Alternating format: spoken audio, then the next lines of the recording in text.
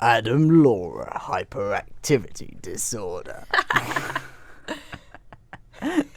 So, do you want to tell the listeners what we're talking about today? So, this is the first episode of our podcast, which is aimed at teenagers and young adults who have got ADHD. I think there's a lot of things online about kids with ADHD, a lot of advice for parents of kids with ADHD, and also advice for people who are adults with ADHD. But at this really vulnerable stage in our lives, I wasn't able to find too much about people from my own perspective talking about ADHD. And the exact thing we're going to be talking about on our first podcast is diagnosis and underdiagnosis and things like that. Yeah, because for context, Laura is someone who has been recently diagnosed with ADHD. I'm someone who doesn't have a diagnosis, so we thought that... You're ADHDing right now, aren't you? We thought that sort of like contrast would be quite cool to explore. Yeah, because as Adam says, he hasn't been diagnosed with ADHD, and I can't diagnose him. However, I believe very strongly that he does have ADHD, and he believes in himself that he does. And it's so difficult to get a diagnosis. It could be years, and it's the thing is about the diagnosis process. It's not ADHD friendly. If you don't have supportive parents that will do things for you, then it's going to be so challenging for you actually to get that diagnosis. Yeah. So I think it's important to incorporate people who have self-diagnosed in this podcast, because at the end of the day, you are who you are. You don't always need that label. You don't always require it. But a lot of people want it. And also, another thing is, most people aren't diagnosed because it is a severely underdiagnosed condition. Like, leaving out people that aren't diagnosed, I think, can be like really dangerous, because like that's most of the people that have it. Exactly. Who aren't diagnosed with it, because it's a severely underdiagnosed thing that it's like, So would you like to be diagnosed?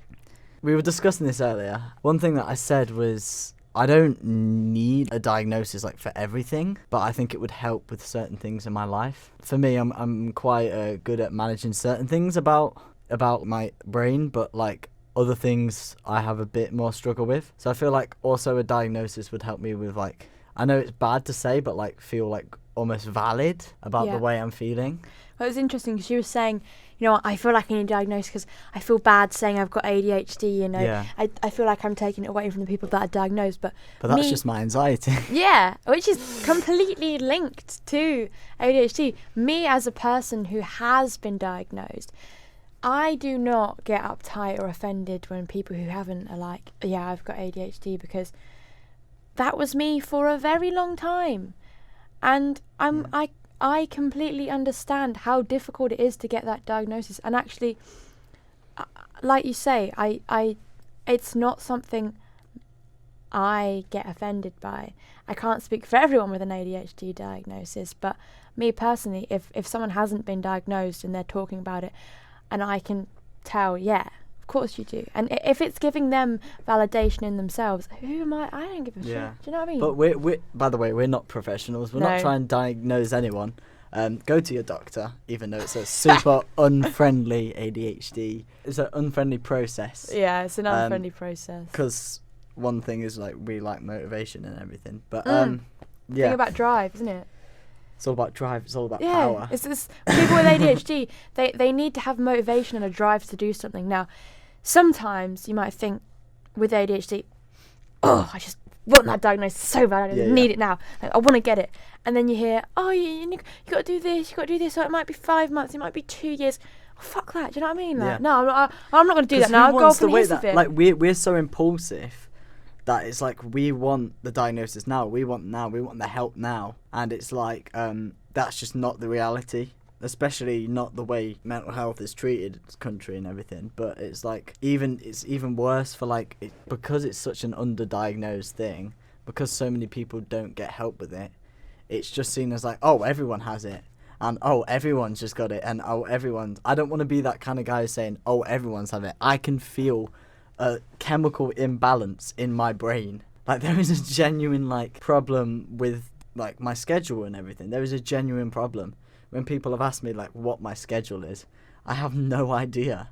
what to say because I don't have one. It's like I don't know what I'm going to do today. Do you know what I mean? I don't know what I'm waking up and going to do. But that's why it really annoys me. It's like, oh, everyone has it. It's like, no, you don't live with the same stuff that I have to live with. I can see that from your behaviour. Like, you don't live with an imbalance in certain things. It's frustrating. It's frustrating when people say that because it's like, I'm not doing it just to say, oh my God, I have. Do you know what I mean? And I see people around me saying it, and it's like... And you don't want to be seen like that, and that's why you feel maybe a diagnosis would help you feel less like you're being like that. Yeah. Yeah.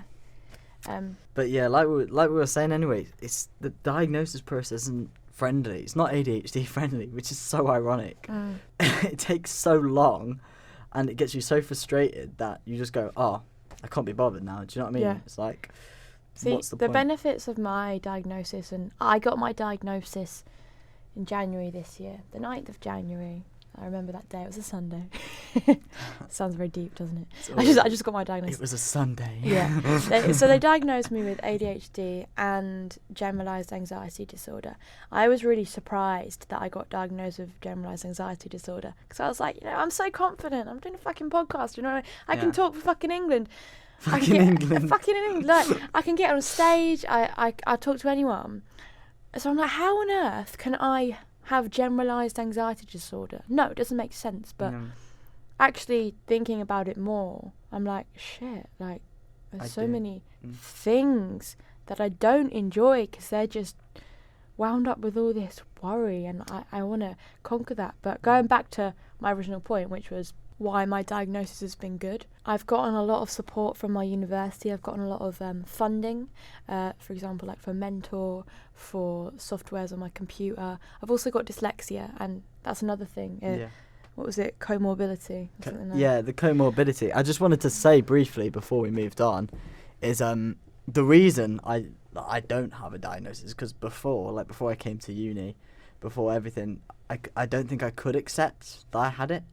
And I feel like the first step to getting a diagnosis is accepting like you had it. But since I met you, since I met so many more people with the condition, it's like I began to accept, okay, maybe I do have this, and maybe it is something to take a look at. But yeah, anyway, the comorbidity that you were saying is a valid point because ADHD have like a really high comorbidity with like bipolar, anxiety, depression, dyslexia. I mean, you said you've got generalized anxiety, dyslexia as well. So that's just a case study right there. Yeah, it's more likely that you'll have these other conditions as well. Yeah, which means that for people like me, I don't just get one thing, I get all of them. Yeah. Like people who are lucky get nothing. Yeah. People who are unlucky, they go every single one under the umbrella. Yeah. Yeah, it's like, that's true because it's like people who are like have just neurotypical brain and they'll barely have like any of them, but people who have one, and, when it rains it pours. It kind of reminds me of that expression. It's like you get one and then maybe one can lead to another, and then this other one gets bad because of your life because of this other one. Because of your environment of having ADHD, maybe you're more likely to get anxiety because of your environment of always being like stressed about not having a proper schedule and being disorganized and being impulsive and all this. That's what people don't understand, I don't think, is one can lead to the other. And everything together. Like when I grew up throughout school, obviously I didn't have my ADHD diagnosis, but I did have my dyslexia diagnosis. So I didn't realise how my ADHD was affecting my studies. I only saw my dyslexia, and I would get told off for not listening. I'd get told off for chewing my jumper and making holes in it, and not listening, or I've already said that. Repeating myself. That's another symptom. Yeah. Perhaps if I was diagnosed earlier, it would have been easier, and I know people, some of our friends who were diagnosed in childhood, and they were able to get support then, they were able to understand themselves a bit better then. Whereas now, that's all coming to me. I'm finding myself through this diagnosis, through this new lens, as an adult, as a young adult. I don't feel like an adult. Yeah. I feel like a 10-year-old because Same. of the kind of things I do. Yeah. I'm so childish. Yeah. Yeah, I get what you mean. It's we're technically adults, but we're really not adult enough to deal with, our our emotions right now. We've not had enough experience in dealing with them. Yeah. Managing stuff is hard. It is hard. Jesus Christ. I just keep forgetting that I've It's lost not a it. pressing enough issue. No. If you can get in without it sometimes, then it's like in your head, oh, I can Yeah. do this. It's like, I was late today. Yeah. We struggle with time. Yeah, though, we as struggle well. with timing. I was late today, unsurprisingly. I wasn't worried because I know Adam's late a lot of the time as well. Yeah. Like yesterday when you got on the coach as it was leaving. And, No, I knew you were thinking that, the strange thing, because I knew you were late, and I was like, but I'm not really mad at her because I've been late to your stuff before. 'Cause Yeah, I know exactly. that's just how, Yeah, it's great minds just no. fail alike. Yeah, great minds fail alike. But it's exactly. not failing. Yeah, do you know, I've forgotten my point. I've gone on a Yeah. tangent. That point will never come back to me. Another ADHD thing. If someone says something, that's it. It's gone. I will not remember. Saying It's they just just. gone. It will haunt me. I but think it's you gone. do that more than me, though. Yeah. See, we have different things between us. Where some stuff you will do more. I feel like your attention span to like films is like a lot like worse than mine. Like, I 'cause would, yeah. if a film's like high interest in me, I will hyper focus on the film. But I feel like even if it is interesting for you, like you just still can't watch it, can you? It's fiction and for example, Marvel. Someone the other day asked, "Do you want to go and see the new Doctor Strange film?" I was like, "Sorry, I just won't be able to focus." A normal person might be like, "Yeah, why not? It's something to do."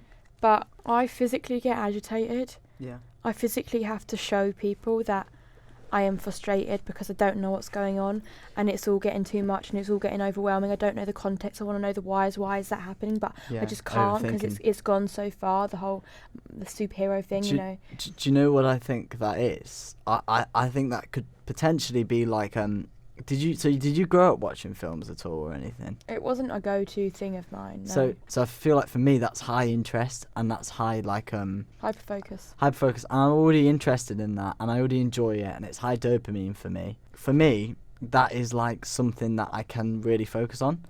With hyperfocus, like you said. For you, you didn't grow up doing it and it's not one of your bigger interests like films and everything. No. So for you, it's like reading a book to me. Mm. I'll probably read a book to you as well because I don't know how I'm many books you'd like to dyslexic. read. I do Yeah. not read. Of Yeah. course I don't read. That's what I mean. That's what I was saying because you're dyslexic. So it's like, I don't know if you even do read. But for me, I kind of hate reading books unless they're really high interest. Yeah. I feel like what I'm trying to say after all this rambling is that if you like were looking at an art exhibition, you can just focus on that more. Like you would be able to focus on that more. Do you know what I mean? That's really And not get interesting caught you up in say lies. that because actually I find art galleries pretty boring. Now I'm a fine art student and going to a gallery is actually quite a chore. Now the kind of art I like is big, loud, performative, scary, you know. There's got to the kind of art I like is So do you think that's why you like watching theatres more than you like watching films? yes, but even at that Musicals. Sorry. I went to see Les Mis. Oh, did you? Yeah, and I was in like the upper circle, like really far. Oh, yeah. And I was just there the whole time, like, oh my god, this is so fucking boring.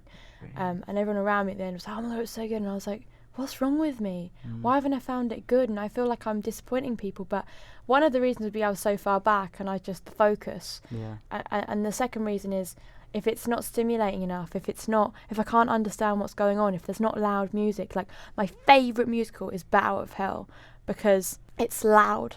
Yeah. I have to be sitting in stalls watching it. You have to be engaged. Yeah, I have to be close. I have to see their expressions. I have to see the lights. I have to see the sound. It has to be really intimate. If I'm too far removed, then I just won't be able to focus. And so easily, like I'll be watching something on YouTube, and I'll be like, can't be asked, change video. Yeah, I do Just that a can't lot. be asked, boring. If a video really bores me, I'll just click off it like even halfway through. Where it's even if it's like even just a 2-minute video. Yeah. Or just something, I will literally just click off, swipe to the next one. When I do start like really engaging in like a game or playing something or whatever, I'll just play it for hours on end, genuinely hours on end. The same thing with my work. It's like I'll get work done. I'll just do it for hours, but then sometimes I can't even do it for 10 minutes going back to what you were saying about being like loud and musical and stuff, I feel like engagement, because there's 4 things, isn't there? Interest, which is obviously like high interest, so how interested you are in something. I don't know another word for that. Novelty, which is how new something is. Like if you're in a relationship, sometimes it's difficult for us to sustain relationships because it's like, oh, it's new and I want it to stay new, and then it gets old and it's like, oh, I don't like this anymore. Yeah, that's precisely what it is. And it's like something's novel, something's new, someone's new. You're more likely to engage with them more. And then there's I forgot them now. Oh no! If you stick with the podcast, we'll get it for you next time. We promise. But I think it's important with this podcast as well to not to mask when we do slip up, because actually it's really nice knowing that other people struggle too. You know, we've got ourselves here today. Eventually we got ourselves here, you know. We had to trial things. We had to get in some guy. We accidentally bought a hot drink and we had to put it outside, and we didn't know how we worked the controls. Then it was just like, you just need to turn it up. Like, right, yeah. So we've got ourselves here eventually, but I think it's really important to share that.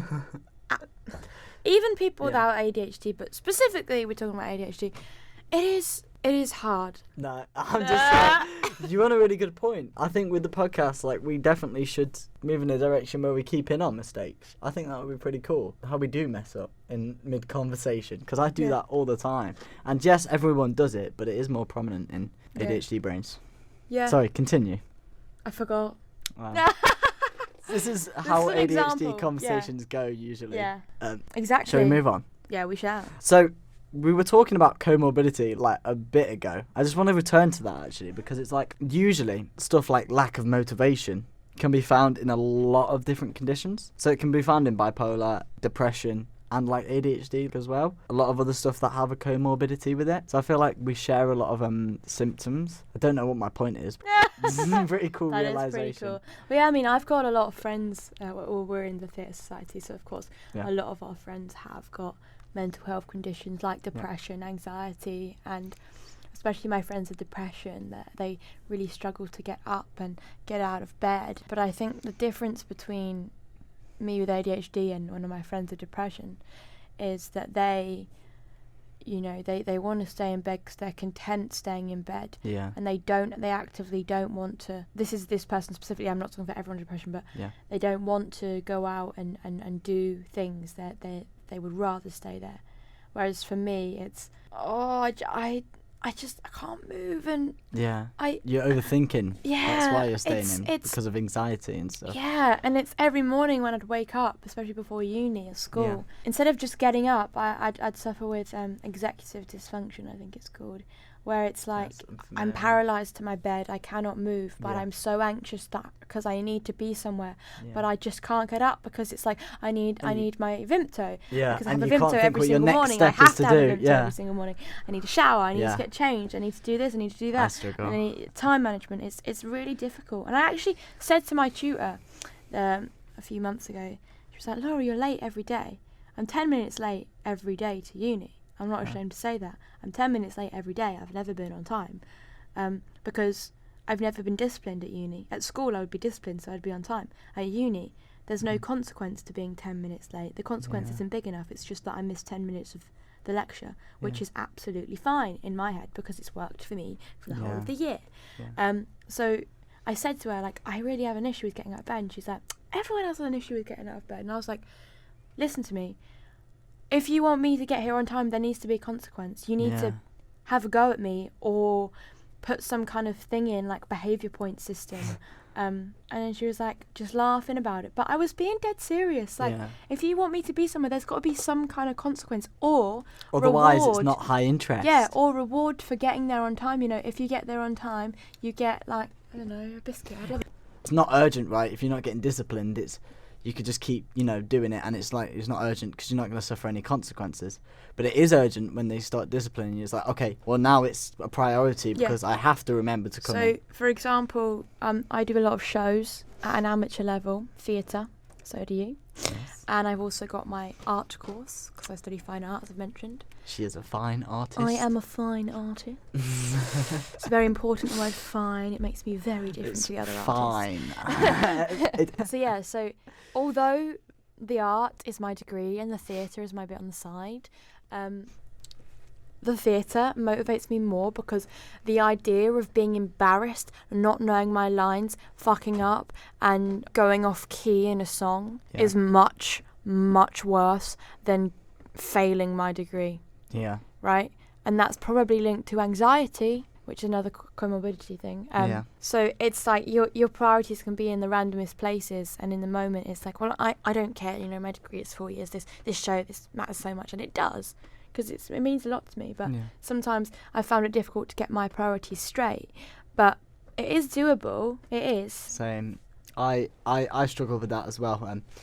Since kind of understanding that there is something neurodivergent about your brain, it's like you need to face up to it, own up to it. And actually with ADHD, it's really important to own up to mistakes, because unfortunately we do make a lot. Yeah, we do upset people at times, and we can. Yeah, it is difficult, and it's not our faults, but sometimes it is really difficult. Like, I can do anything, I can do this, I'll easily be able to do this. You don't think ahead, and then if things are in front of you, you're going to take it without that thought process of, oh shit, I might not actually be able to.